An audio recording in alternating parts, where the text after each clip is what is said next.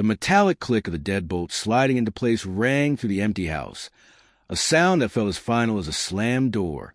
My hands shook, the keys digging into my palm as I stood in the dim foyer, staring at the front door I had just locked. Sarah's suitcase sat outside on the porch, its black nylon glinting beneath the streetlight like an accusation. I'd tossed her there 10 minutes earlier, along with her favorite coat and the boots she adored. My chest burned, a bitter mix of anger and grief swirling together as her words echoed in my head. It's none of your business where I'm going, Tom. None of my business. After 12 years of marriage, 2 kids, and a mortgage we'd barely managed to pay off. She'd said it with the cold detachment of someone brushing off a stranger. I leaned back against the wall, the plaster cool against my forehead. The house still smelled like her, lavender lotion and a faint trace of citrus shampoo hanging in the air like a ghost that refused to leave. My pulse thudded in my ears, drowning out the low hum of the refrigerator. An hour earlier, I'd changed the locks. The locksmith's van had just turned the corner when her car pulled up. She banged on the door, her voice sharp and furious through the wood. "Tom, open the damn door. What are you doing?" I hadn't answered. I couldn't. The truth, what I'd found, what I'd known but refused to admit, had already cracked something deep inside me. It began 3 months ago. Little things I brushed aside. A late-night text she tilted away from me. The quick flick of her thumb turning the screen black before I could glimpse it. The long spells in the bathroom with the door locked. Her voice a faint murmur through the wall. I told myself it was work. She was a paralegal, always buried in case files. Late hours came with the job. Then came the new perfume, musky, unfamiliar, clinging to her blouses in the laundry hamper. I'd lift them to my face, inhaling, convincing myself it was just a new scent. Just nothing. Even the kids noticed. Emma, our 10-year-old, once asked why Mommy was always on her phone. Her small brow creased as she hugged her stuffed rabbit. Jake, only 6, didn't ask anything. He just clung to her legs when she came home late, holding on like she might disappear. I built excuses. Weak ones. She was stressed, busy. Still the woman who had cried in my arms after our first miscarriage. The woman who'd laughed so hard, she snorted when I proposed on a rainy pier. But doubt, it seeps in slow like poison. Last week I broke. She left her laptop open on the kitchen table. A rare mistake. I wasn't snooping. Not at first. I just needed to check the bank account. But then a notification popped up. Miss you already. Same place tomorrow. No name. Just an initial C. My stomach twisted. Sweat prickled my skin. My hand shook so badly I could barely move the cursor as I clicked it open. The thread was short but enough. Meeting spots. A downtown cafe. A hotel bar near the city's edge. Promises to talk soon. No explicit confessions, but the tone casual, intimate. Sliced through me like a knife. I didn't confront her that night. The kids were asleep upstairs, their soft snores drifting through the baby monitor. I sat in the dark, the laptop's glow burning my eyes, replaying every memory, every smile, every kiss. Had I missed something? Was I too buried in my construction job? Too tired to notice her slipping away? I thought of her smile, how it used to light up when I came home. When had it stopped? When had I stopped being seen? The next morning, I acted normal. Calm. Big day today? I asked while pouring her coffee. She didn't even look up. Just work, she said flatly, eyes glued to her phone. I wanted to grab her, to scream, to demand the truth. Instead, I kissed her forehead, robotic, distant, and watched her walk out. That night, I followed her. The city blurred past, neon lights reflected in rain-slick streets, as I trailed her car, keeping 2 vehicles between us. My knuckles were white on the steering wheel, my heart pounding so hard it hurt. She pulled into a rundown motel lot, the kind with peeling paint and a flickering sign. I parked across the street, breath fogging the windshield. A man stepped out of a black sedan. Tall, broad, his face hidden by a cap. Sarah got out. Her laugh carried across the street, sharp, unfamiliar. They didn't touch.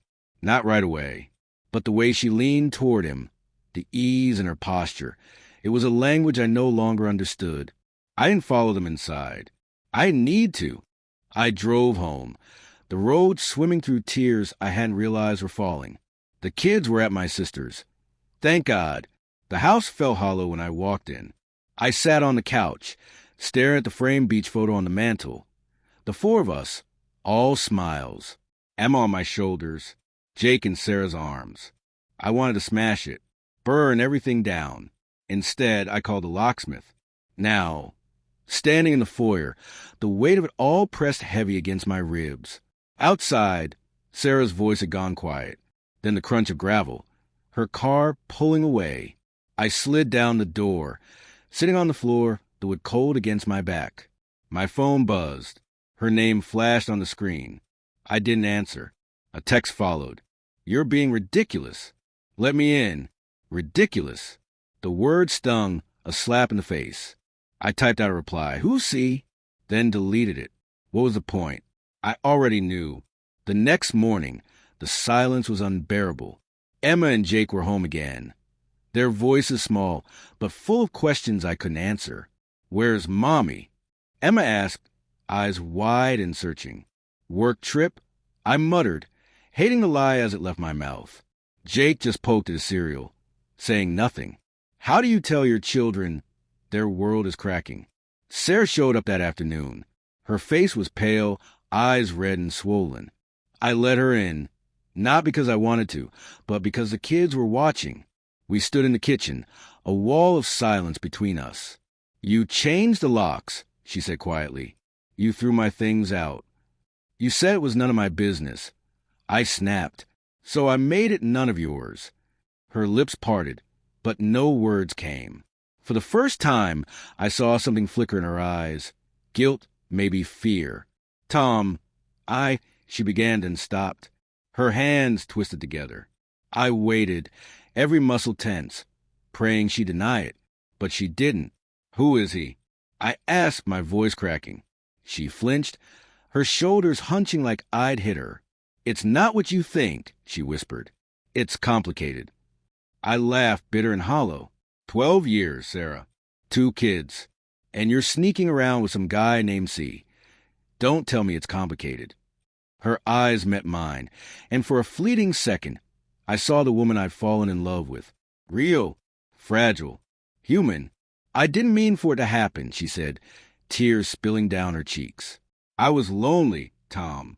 You were always working, always gone. I needed someone to see me. I wanted to shout that I'd always seen her, even when I was too exhausted to show it. But the words wouldn't come. Instead, I thought of the motel, the laugh, the way she leaned in. You could have talked to me, I said, voice raw. You could have tried. I know, she whispered. I'm sorry. Sorry. The word was too small to hold the damage. I wanted to hate her, to see her as the villain.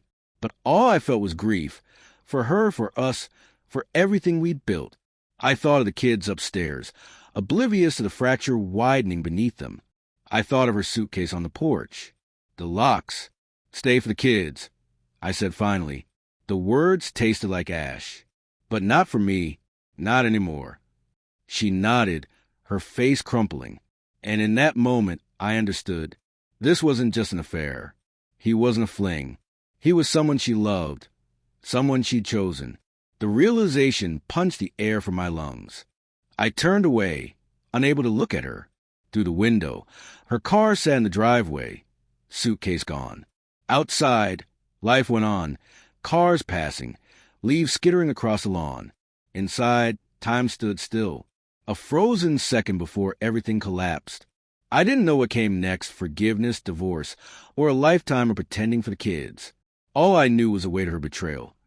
Heavy as a deadbolt, I'd slid into place. And behind me, I heard her footsteps, soft, hesitant, a sound that promised nothing but more pain.